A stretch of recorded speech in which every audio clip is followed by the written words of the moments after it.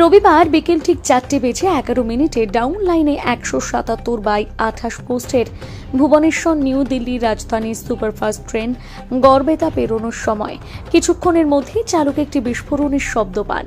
শিলাই হল্টের কাছে সেই শব্দ শুনে চালক ট্রেন থামিয়ে দেন এবং নিকটবর্তী স্টেশনের রিপোর্ট করেন।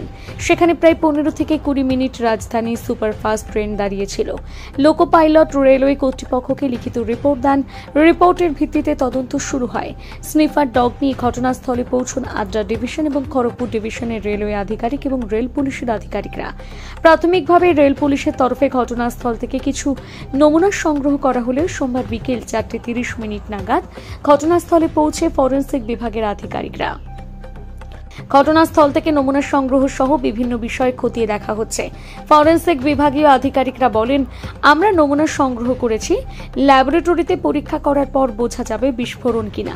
যদিও গ্রানাইট পাথরের ওপর সাদা আস্তরণ পড়ে থাকা নমুনা, দীর্ঘক্ষণ পরীক্ষা নিরীক্ষার পর ফরেনসিক দল এক প্রকার নিশ্চিত কিছু একটা হয়েছে।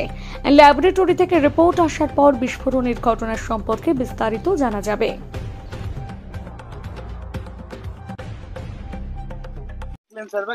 প্রাথমিকভাবে কি মনে হচ্ছে স্যার? কিছু বলা যাবে না, স্যাম্পল কালেক্ট করা হয়েছে, ল্যাবরেটরিতে এক্সামিনেশনের পরেই যেটুকু বলা যাবে, আগে কিছু বলা যাবে না। স্যার, যে ডাস্টের কথা বলা হচ্ছিল সেই ডাস্ট কি পাওয়া গিয়েছে স্যার? কিছু দেখুন, আমি একটি স্পট থেকে স্যাম্পল কালেক্ট করা হয়েছে, এটা ল্যাবরেটরিতে পাঠানোর জন্য আমরা ইনভেস্টিগেটিং এজেন্সিকে বলেছি। ল্যাবরেটরি এক্সামিনেশনের পরেই বলা যাবে কতদিনের মধ্যে রিপোর্ট আসতে পারে স্যার? সেটা পাঠানোর উপর ডিপেন্ড করছে, এক্সামিনেশনের উপর ডিপেন্ড করছে। Thank you.